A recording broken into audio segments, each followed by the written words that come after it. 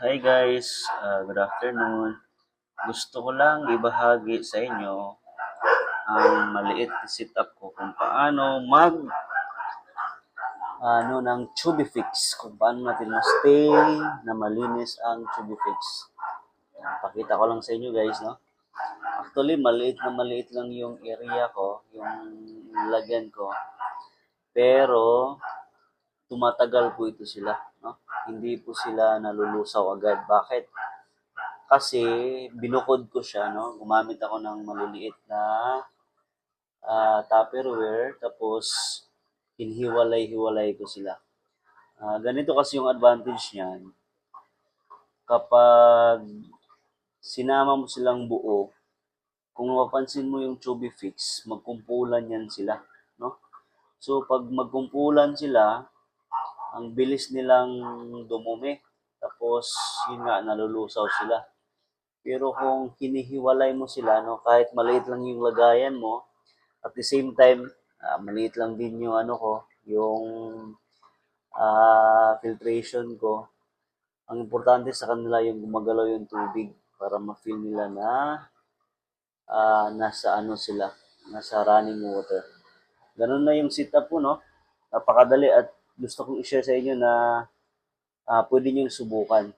Kasi proven and tested na to eh. Minsan nga aabot ng isang buwan to eh. Tapos yun nga, bihira lang ako magpalit ng tubig kasi hindi naman sila masyadong ano, dumumi kasi konti lang sila eh. Parang hindi, pag nagkumpulan sila masyado, parang yung ibata, naipit. Pero yun lang yung nakita ko no, binabase ko. Tuloy yung ano mga Tupperware para hindi siya lulutang. Ang ginawa ko no, order kayo sa Shopee ng ganyan, yung tawag dito, suction cup ba tawag nun. Yan ang ginawa ko eh, nag-order ako tapos binutasan ko lang, no? Binutasan ko yung gilid para didikit siya, para nakadikit na po siya, hindi siya natatanggal, no? Actually, yan din yung ano ko. Yan sa mga breeder ko din. Iwan ko sa iba, hindi nila ina-advise to, pero sa akin, mas okay kasi yung Chubby Fix, no? Naka ano lang, nakalagay lang dyan. Kumbaga, kung nagugutom sila, kakain lang sila. Kasi yung isda naman, hindi naman sila ma-overfeed eh. Kasi para lang din yung ano eh, pag nagugutom sila, tsaka sila kumakain. Ganun din yung mga setup ko, no? Sa mga maliit ko na isda, no? Sa mga ginugroom ko na mga male, PTDM. Pati din sa chubby size ko, ganun din yung ginawa ko.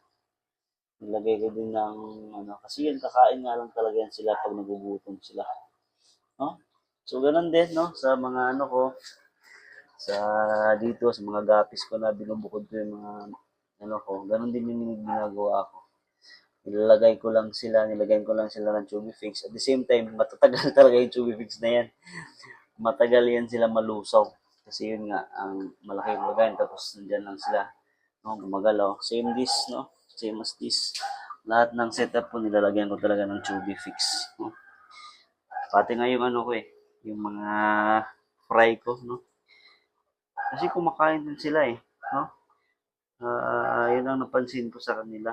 Na habang kahit maliit pa sila, kumakain sila ng chubby fix. Pinipilit din nila yung maliliit na chubby fix kinakain. At the same time, para na lang din, kasi maliit yung lagayan ko. Kaya yun, kinalat-kalat ko lang yung chubby fix. Kumbaga, hinati-hati ko. Yan guys, effective siya so far. Actually, yung ano ko din, no? Pati nga yung pang-out ko eh. Dito ko din. Nilagyan ko din sila ng mga ano, to be fix sa ano. Kasi hindi naman sila ma-overfeed. Basta ano lang, basta nagugutom sila tsaka yan naman sila kakain. Hindi naman yan kain ng kain. Hindi katulad to ng baboy na kung may pagkain-kain. No?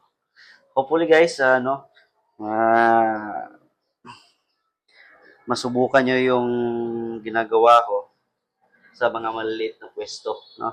Sa akin, maliit, ang liit lang talaga ng pwesto ko eh. Kaya, ganun yung ginawa ko, no? Maximize lang. Yan. Thank you and God bless po sa ating lahat. Happy fish keeping.